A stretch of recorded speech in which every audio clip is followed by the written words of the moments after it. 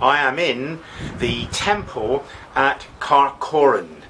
It's the oldest monastery in the country. It's been here since about 1580.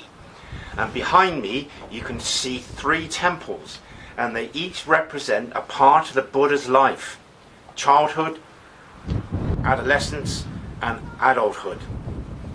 And each one has statues and images of him within. And it's a very atmospheric setting. I'm going to tell you a bit about the monastery. It was the first Buddhist monastery in Mongolia.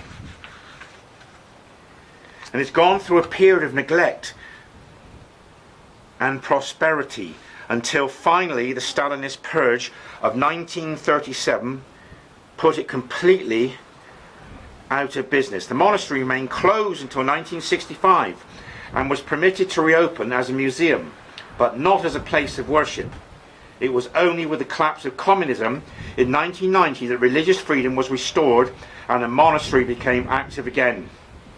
Today, Erdene Zuu Khiid, which is the name of this monastery, is considered by many to be the most important monastery in Mongolia, though no doubt it's just a shadow of what it was once in its glorious past.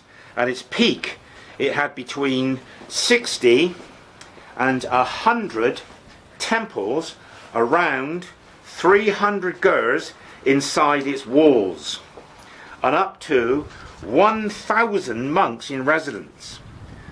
All but 3 of the temples in Erdene Zuu were destroyed during the purges, and the unknown number of monks that were either killed or sent to Siberian gulags. A surprising number of statues, masks, were saved, however, possibly with the help of a few sympathetic military officers. The items were buried in nearby mountains or stored in local homes at great risks to the residents. Now, entrance to the walled monastery here is free, and if you want to see inside the main temple you have to buy a ticket, which includes a guided tour of the site. The main temples date from the 16th century, and most artifacts that you'll see, or the masks, are from the 18th century, and many are in excellent condition. This monastery is 2 kilometers walk from the centre of Karakoram, and if you want to see some of the monastery's artifacts and relics of the history of this ancient capital, you can go to the Karakoram Museum. Now, I've come to this monastery and I'm spending all day here to soak up the ambience. I'm not in here for an hour or two. There's nothing else to see in this area of significance. So when I'm outside of England, I want to absorb the environment. So I'm here for a good few hours to be spiritually recharged. So when I go back to England, I will have an indelible memory of my time in Mongolia.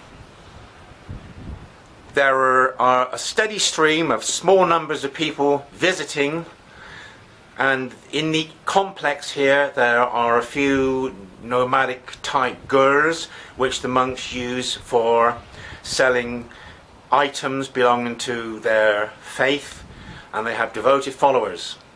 It is truly a magnificent experience coming here, and I'm going to say to the cameraman, merci mille fois.